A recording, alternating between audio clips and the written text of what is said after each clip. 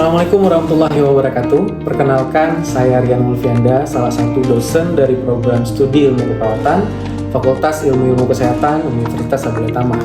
Perkenankan saya kali ini menyampaikan tentang mata kuliah yang saya ampu, yaitu mata kuliah keperawatan dewasa dengan sistem endokrin, pencernaan, perkemihan, dan imunologi dengan metode DAI atau Delivery, Interaction, dan Assessment. Video ini dibuat dengan tujuan untuk memenuhi salah satu persyaratan sertifikasi dosen tahun 2025, yaitu pernyataan diri dosen dalam unjuk kerja Tridharma Perguruan Tinggi atau PDD UKT-PT, khususnya aspek pengajaran. Saya akan memulai untuk menjelaskan deskripsi dan informasi umum dari mata kuliah keperawatan dewasa dengan sistem endokrin, pencernaan, perkemihan, dan imunologi.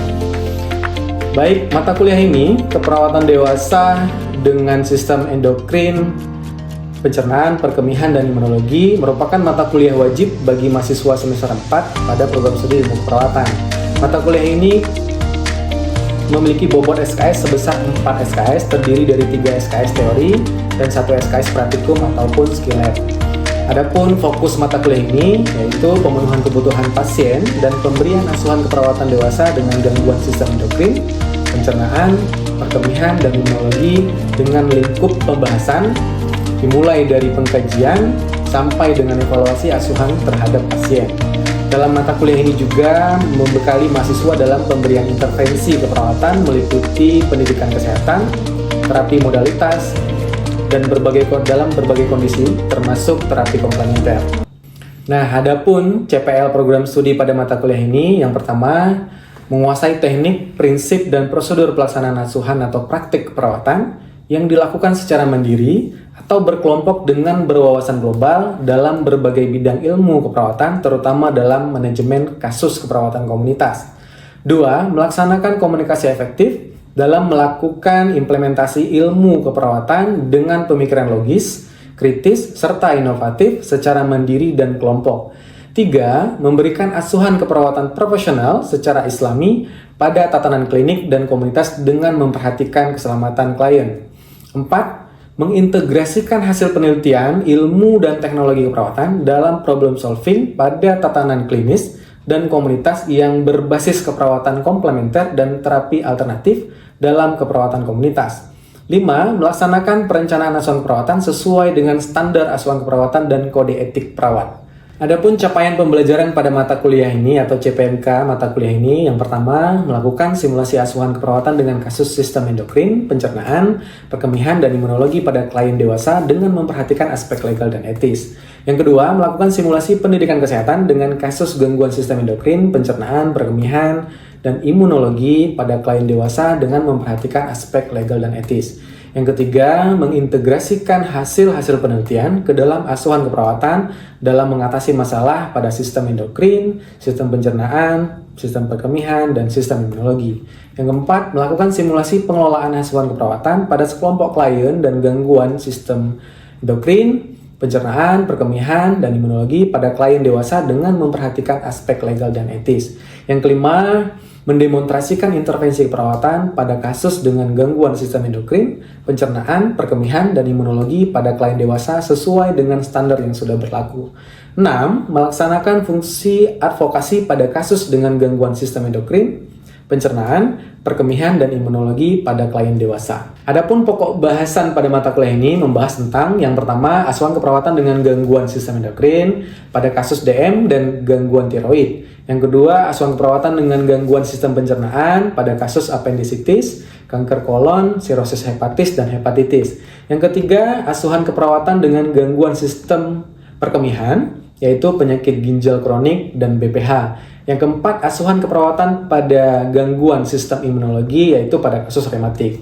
Yang kelima, membahas tentang intervensi keperawatan pada kasus dengan gangguan sistem endokrin, pencernaan, perkemihan, dan imunologi pada klien dewasa seperti pemeriksaan GDS, pemeriksaan ABI, pemeriksaan abdomen, tindakan bilas lambung, menentukan jenis dan jumlah kalori dalam diet, wash out, colostomy care, irigasi bladder, dan manajemen nyeri.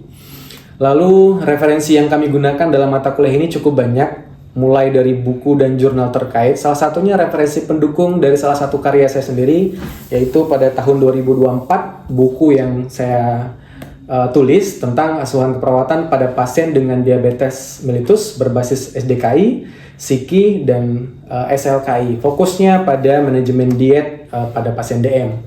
Lalu ada buku lainnya dari Barner and Studat terkait dengan buku wajar keperawatan reka bedah, dan juga dari Black and Howe. Kemudian ada buku standar diagnosis keperawatan, standar luaran keperawatan, standar intervensi keperawatan, serta ada juga buku standar prosedur operasional keperawatan dari Persatuan Perawat Nasional Indonesia atau PPNI. Selanjutnya banyak referensi pendukung penelitian terkait dari dosen program studi ilmu keperawatan, Fakultas Ilmu Kesehatan Universitas Britama yang mudah diakses oleh mahasiswa. Termasuk penelitian saya sendiri yang spesifik membahas tentang kasus diabetes mellitus.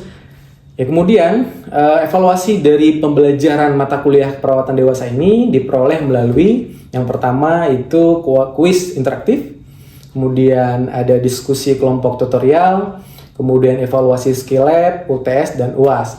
Adapun pembobotan setiap bentuk evaluasi pembelajarannya adalah kuis 10%, diskusi kelompok tutorial 30%, evaluasi skill lab 30%, UTS 15%, UAS 15% dengan total 100%. Demikian informasi yang saya sampaikan mengenai mata kuliah keperawatan dewasa dengan sistem endokrin, pencernaan, perkemihan, imunologi untuk program studi S1 Ilmu Keperawatan Fakultas Ilmu Kesehatan Universitas Abuletama. Berikutnya merupakan cuplikan dari proses pembelajaran yang saya laksanakan secara tatap muka di ruang kelas. Selamat menyaksikan. Assalamualaikum. Baik ya, kita mulai perkuliahan hari ini. Kuliah pakar ya? Yes. Oke, baik. Bismillahirrahmanirrahim. Assalamualaikum warahmatullahi wabarakatuh. Waalaikumsalam warahmatullahi wabarakatuh. Gimana kabarnya? Baik, alhamdulillah. Sehat ya? Baik, hari ini kita bertemu lagi ya. Alhamdulillah, puji syukur kepada Allah. Diberi waktu, diberi kesehatan, dapat berkumpul di ruang kuliah untuk melaksanakan lanjutan pertemuan kita, yaitu kuliah pakar ya. Kemudian salawat dan salam kepada Nabi besar Muhammad SAW. Sallallahu alaihi wasallam. Berkat beliau kita masih melaksanakan indahnya Islam dan ilmu pengetahuan. Baik, sebelum kita mulai perkuliahan kita akan berdoa dulu. Silakan.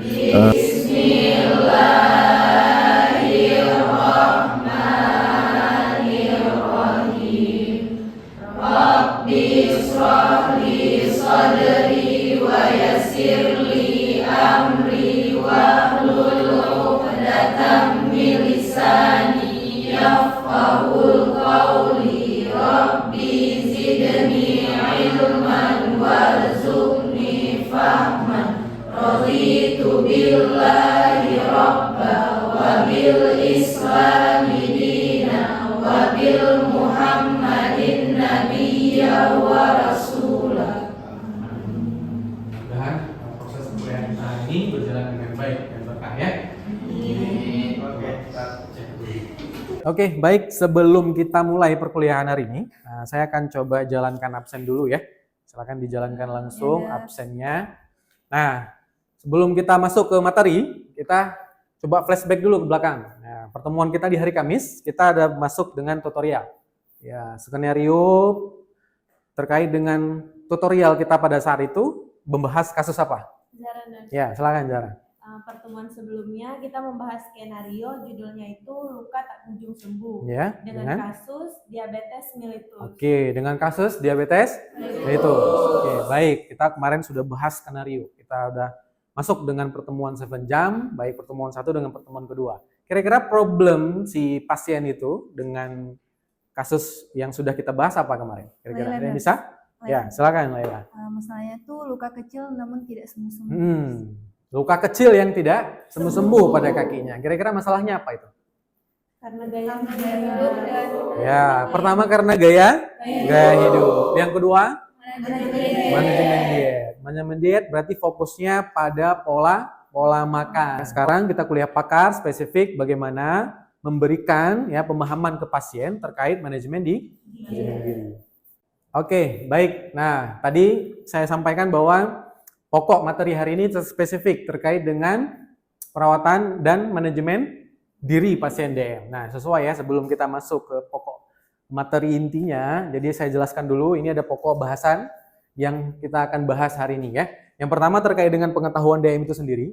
Karena manajemen diri itu bagian dari pemahaman si pasien tahu kenapa dia menderita DM. Yang kedua yaitu ada manajemen diet. Nah, ini spesifik tadi. Dari skenario yang kita bahas, kita udah bahas detail bagaimana penyebab dari DM. Salah satunya adalah pola makan, yaitu diet. Nah, kita akan spesifikkan bahas bagaimana diet yang dianjurkan untuk pasien DM. Yang ketiga adalah aktivitas fisik. Ya, manajemen lifestyle-nya. Salah satunya adalah aktivitas fisik. Ini pasien dituntut untuk melakukan aktivitas fisik yang baik untuk menjaga tekanan gula darahnya nanti dan tekanan darahnya.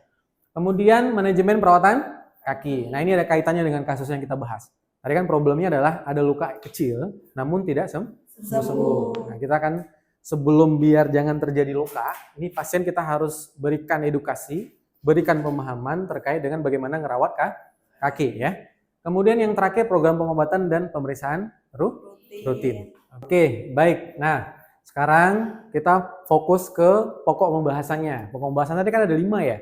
Yang saya maksud ya, yang kita akan bahas hari ini. Salah satunya adalah sebelum kita masuk ke aktivitas fisik dan exercise, tadi kita flashback kembali, yaitu terkait dengan pengetahuan pasien ya. Secara pengetahuan, secara konsep kita udah bahas di tutorial pada saat pertemuan sebelumnya, mulai dari pengetahuan, definisi, konsep ya. Semua konsep lah, definisi, tanda gejala, patofisiologi, termasuk terkait dengan manajemen asuhan perawatannya kita udah bahas. Jadi saya nggak bahas detail lagi di sana. Saya pikir semuanya sudah dapat materi tersebut. Yang hari ini kita akan spesifik bahas adalah yang pokok bahasan nomor 2-nya. Karena pengetahuan salah satu bisa kita berikan nanti. Adik-adik akan memberikan pemahaman seperti apa diabetes mellitus yang sebenarnya. Karena sudah kita bahas di tutorial, di skenario. Dengan skenario yang kita bahas tadi. Manajemen diri yang bisa diberikan pada pasien DM, salah satunya adalah aktivitas fisik. Kenapa? Karena ini menjadi faktor tadi ya, yaitu gaya hidup. Salah satunya adalah memang kita berikan edukasi ke pasien DM itu, biar dia bisa exercise. Tujuannya adalah kalau si pasien melaksanakan aktivitas, energi yang dia ada dalam tubuhnya bisa dia gunakan. Karena semakin banyak makanan yang sifat manis yang digunakan, yang dimakan oleh si pasien, kalau tidak dipakai, maka akan bertumpuk, ya, maka akan menumpuk di lemak salah satunya, sehingga pasiennya akan naik gula darahnya. Nah, ini kalau continue lah yang dikatakan spesifik kita bahas waktu itu, kenapa pasien DM itu punya komplikasi karena efek dari tingginya kadar gula darah tadi. Nah, salah satunya ada aktivitas fisik yang seperti apa yang kita anjurin? Banyak ya. Ada jalan cepat boleh, brisk walking exercise dianjurin, jogging, naik tangga kalau di rumah ya, naik turun tangga, yang penting ada exercise. Kemudian ada bersepeda kalau masih mampu ya si pasiennya, atau berenang ya kalau ada kolam berenang di rumah, atau biasanya kalau di sini apa di Matai ya. Ya. Kemudian menurut penelitian ya baru-baru ini, kalau exercise yang baik pada pasien DM itu salah satunya adalah selain dari squat, tahu ya squat? Ya, nah, oke. Salah satu yang keduanya adalah weight training. Apa itu? Angkat beban. Itu sangat dianjurkan. Nah, kemudian yang berikutnya adalah perawatan kaki. Kan tadi masalah keperawatannya adalah masalah di perifer tidak efektif. Salah satunya aliran darah yang bermasalah. Nanti untuk mengeceknya itu, waktu di salah satu data di skenario ada nilai A. Kita bisa nganjurin ke pasiennya ya, yaitu dengan melakukan perawatan harus rutin. Kenapa? Kenapa kira-kira? Biar tidak terjadi komplikasi boleh, tidak terjadi luka. Jangan sampai luka. Kan tadi kasusnya adalah judulnya apa? Luka yang tak kunjung sembuh. Ada yang pertama cuci kaki setiap hari pakai air hangat. Ya air hangat jangan air panas ya, melepuh nih. Kemudian gunakan ukuran sepatu yang sesuai. Nah, ini juga berefeknya fatal nih kalau kan ada beberapa ya. Kadang-kadang pakai sendal yang pendek tapi keluar kan jempol-jempolnya, itu akan berefek nanti. Kemudian berikutnya membersihkan sepatu dari kotoran, karena biasa kita pakai sepatu ya pasien atau pakai sendal karena berisiko infeksi atau kuman ya. Kemudian ganti kaos kaki setiap hari. Nggak boleh kaos kakinya itu aja. Atau 2-3 hari baru diganti ya. Kemudian jalan kaki atau berjalan nggak boleh dengan kaki telanjang ya, harus pakai sendal atau pakai sepatu. Nah, ini salah satu metode yang bisa kita anjurkan ke pasien dalam melakukan perawatan kaki. Nanti ada beberapa riset dari saya terkait dengan penggunaan minyak sereh juga boleh di massage, dipijat. Tujuannya hasilnya itu ternyata memberikan efek vasodilatasi, pembuluh darah yang membesar sambil dikusuk tuh di massage sehingga aliran darahnya lancar. Kan biar jangan sampai masalah verifernya itu tidak efektif. Nah, salah satu itu juga menjadi metode ya, selain dari air hangat, lotion ya, ada beberapa terapi. Itu sudah dilakukan riset ya. Oke. Selanjutnya setelah dari perawatan kaki, maka fokus ke berikutnya apa? Iya, benar. Tadi kita udah bahas ya, berarti masuk ke pokok bahasan berikutnya itu terkait dengan pengelolaan diet. Nah, diet. Ini tadi saya bilang di buku ini ada fokus manajemen diet. Manajemen diet yang seperti apa yang dianjurkan? Manajemen dietnya itu adalah mengatur porsi makan. Kalau di konsep DM itu ada yang namanya plate meal. Nah, coba kita lihat slide-nya. Nah, yang lebih spesifik, simple sekali untuk mengatur pasien DM itu untuk diet. Yang saya bilang tadi, ada metode plate meal. Plate meal itu ibarat kalau dalam satu piring, ya, kan makan dalam piring ya. Ada yang makan dalam cambung ini. Ada ya. Ibaratkan dalam satu piring, 100% makanannya dibagi dua dulu. Dalam satu piring bulat dibagi dua. Ini metode yang ringan lah, yang bisa mudah kita anjurkan ke pasien. Dalam satu piring 100% kita anggap dibagi dua dulu 50. 50-nya itu kira-kira apa? Karbo? Waduh. Naik dong gula darahnya. Adalah 50-nya adalah 50% adalah serat. Bener. Serat. Kalau kira-kira serat apa? Sayur, buah, bener. Air termasuk. 50%-nya serat. Fokus di serat. 50%-nya lagi yang sebelah kirinya dibagi dua lagi. Berarti ada 25. 25-nya apa? Nah, karbo, protein, bener. Nah, ini salah satunya nih. Bisa jadi pilihan ya, ada nasi putih sama atau nasi merah. Pernah makan nasi merah nggak? Nah, bagus itu untuk diet. Kemudian ada air putih, sayuran. Sayuran berarti masuk kategori serat. Kemudian ada ikan atau ayam tanpa kulit. Memang kulitnya yang enak ya, Ubay ya. Ternyata tanpa kulit. Atau kalau protein berarti dada ayam ya. Nah, kemudian baru buah-buahan. Buah, air, sayur itu 50% sendiri, yaitu serat. Nah, ini yang bisa kita anjurkan ke pasien. Bagaimana si pasien mengontrol pola makan. Sederhana banget. Bisa ya kita kasih kalau ketemu pasien DM, kita edukasi. Karena salah satu sasaran pembelajaran kita hari ini bagaimana kalian nanti bisa menerapkan pendidikan kesehatan yang baik. Nah, salah satunya ini tadi, ketemu pasien DM, kasih tuh pemahaman si pasien bagaimana cara mengatur makan.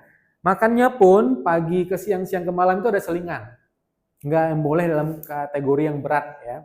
Ada selingannya yaitu makan snack. Snacknya juga buah. Buahnya jangan berpikir bahwa buah yang kayak di sinetron.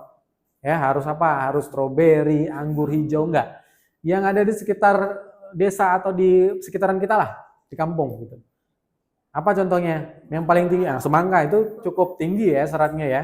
Salah satunya, pepaya bener ya. Kemudian akses pelayanan ini penting.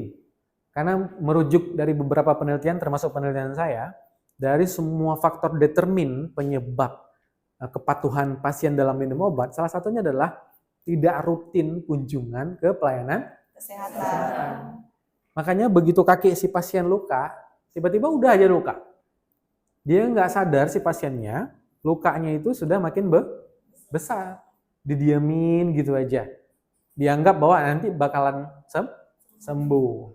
Ya, ini pokok bahasan yang saya pikir menjadi poin penting di bagian akhir ketika kita memberikan edukasi. Nah, jadi ada 5 indikator pembahasan kita, mulai dari pengetahuan, ya kan, sampai dengan pelayanan kesehatan. Spesifiknya kunjungan, harus rutin melakukan pemeriksaan. Nah, setelah semua pokok pembahasan sudah saya sampaikan, mulai dari pengetahuan, ya, spesifik kita udah bahas di tutorial, udah banyak banget kita bahas di tutorial. Kemudian hari ini kita lanjutkan tadi dengan diet, kemudian dengan perawatan kaki, aktivitas fisik, program pengobatan sampai dengan pemanfaatan pelayanan kesehatan, ya, harus rutin tuh pasien DM-nya melakukan kunjungan untuk melakukan pemeriksaan. Nah, sejauh ini sudah selesai pokok bahasan kita bahas. Ada yang mau kita diskusikan atau ada yang mau bertanya? Silakan. Saya Nars. Ya, silakan. Ersha dulu, silakan. Baik Nars, tadi kan di slide PPT itu ada membahas tentang plate meal Ya. pada pasien DM. Jadi slide ini ya terkait dengan diet, ya, plate meal, ya. Jadi di satu plate meal itu kan 25%-nya karbo. Jadi selain pengganti karbo nasi merah dan nasi putih itu apa ya Nars? Selain nasi merah dan nasi putih. Bagus pertanyaan. Kasih plus dulu buat Elsa. Artinya selain dari nasi putih sama nasi merah, kira-kira kita mau ngasih anjuran apa ke pasien? Karena ini benar, karena ini bagus sekali pertanyaan. Karena ini jika ditanya sama pasien kita harus tahu kan, salah satu pengganti dari karbo selain dari nasi merah sama nasi putih kira-kira apa, kan gitu. Ada yang tahu nggak kira-kira apa? Nasi apa? Nasi jagung, iya. Boleh, jagung boleh. Kentang. Kemudian ubi atau singkong. Termasuk juga protein. Termasuk juga serat. Karena ada jadwal makannya. Ya, di selingannya nanti bisa makan buah apa yang cocok. Nah, itu ada buku sakunya yang sudah kita kembangkan dan sudah kita lakukan penelitian. Nah, di buku ini juga ada. Nah, ini kalau di buku ini kalau adik-adik sudah pernah baca, ini halaman 93 ternyata ada penggantinya. Nah, ini ada penggantinya nih, coba dilihat ini. Ini kan 100 gram nasi, penggantinya salah satunya adalah nasi jagung. Ini ada kan? Ada kentang. Nah, ini sudah saya tulis sebenarnya di buku ini. Nanti coba dibedah lagi bukunya, dibaca lagi sehingga tahu nanti kira-kira pengganti yang lain apa. Jadi kan semua masyarakat tahu selain dari nasi putih dan hal-hal yang lain yang bisa dimakan, ternyata ada penggantinya. Sehingga nggak monoton itu aja. Berikutnya, Nes pengen 1 atau 2 orang bisa memberikan gambaran ya, cara melakukan edukasi kepada pasien. Anggaplah ini kita studi kasus ya. Case-nya ada pasien yang lagi kunjungan ke pelayanan kesehatan ya, mau tanya terkait dengan pokok bahasan kita, boleh terkait dengan pengetahuannya, dietnya, perawatan kakinya, gitu. Nah, kira-kira siapa nih yang mau? Siapa yang bisa? Laila Nars. Ya, silakan dicoba ya. Ya, Laila mau Bapak. Baik Pak, di sini saya akan memberikan edukasi diet kepada Bapak dengan metode plate meal. Nah, Pak, sebelumnya Bapak tahu apa plate meal itu? Nah, baik, plate meal itu adalah membagi porsi makanan kita. Nah, biasanya kita kan makan di dalam satu piring. Nah, dalam satu piring itu kita bagi terlebih dahulu menjadi dua bagian piringnya. Yaitu di mana 50% yang pertama itu berisikan dengan serat seperti sayuran, buah. Nah, kemudian 50% yang bagian kedua itu kita bagi lagi Pak menjadi 2 bagian. Yang mana menjadi 25%, 25%. 25% yang pertama itu diisikan dengan protein dan 25% yang berikutnya itu diisikan dengan karbo. Nah, baik, pada karbo itu kita bisa memberikan kepada pasien itu bisa makan nasi putih dan juga nasi merah. Ya, harus banyak-banyak diet Bapak ya. Oke, kasih plus dulu buat teman kita berdua. Nah, sekarang semua sesi perkuliahan ya sudah selesai, baik pemaparan materi dari saya, sesi tanya jawab sudah, kemudian tadi ada role play dari teman-teman yang bagus sekali. Yang terakhir sebelum menutup kelas, saya ada quiz. Ini kan yang ditunggu-tunggu nih ya. Nah, yang ditunggu-tunggu oleh mahasiswa. Oke, silakan dibuka aplikasi Kahoot-nya, silakan dikerjakan. Oke, baik, selesai 10 menit. Kalau dilihat dari sini nih, ya selamat, ada 3 orang yang nilai terbaik. Yang pertama ada Suci, kasih plus dulu buat Suci, dari plusnya. Kemudian ada Analin, ya silakan kasih tepuk tangan buat Analin. Yang ketiga ada Yeni, ya. Selesai untuk evaluasi saya di akhir sebelum kita tutup perkuliahan ya hari ini. Alhamdulillah selesai. Sebelum kita tutup pertemuan berikutnya, kita akan masuk skill lab terkait dengan pemeriksaan Nabi. Kemudian pertemuan setelah skill lab, kita akan masuk metode ISS ya, pertemuan berikutnya dengan sistem yang lain. Salah satunya adalah sistem pencernaan. Oke, sebelum kita sudahi, silakan dipimpin doanya. Bismillahirrahmanirrahim.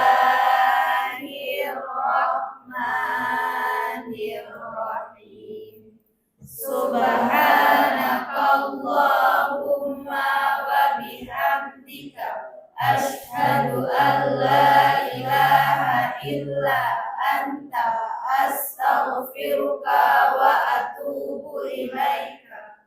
Amin. Oke, baik ya adik-adik. Alhamdulillah dengan pembacaan doa tadi maka berakhir pula pertemuan kita hari ini. Mudah-mudahan berkah buat kita semua. Mohon maaf bila ada salah kata, saya akhiri. Assalamualaikum warahmatullahi wabarakatuh. Waalaikumsalam warahmatullahi wabarakatuh.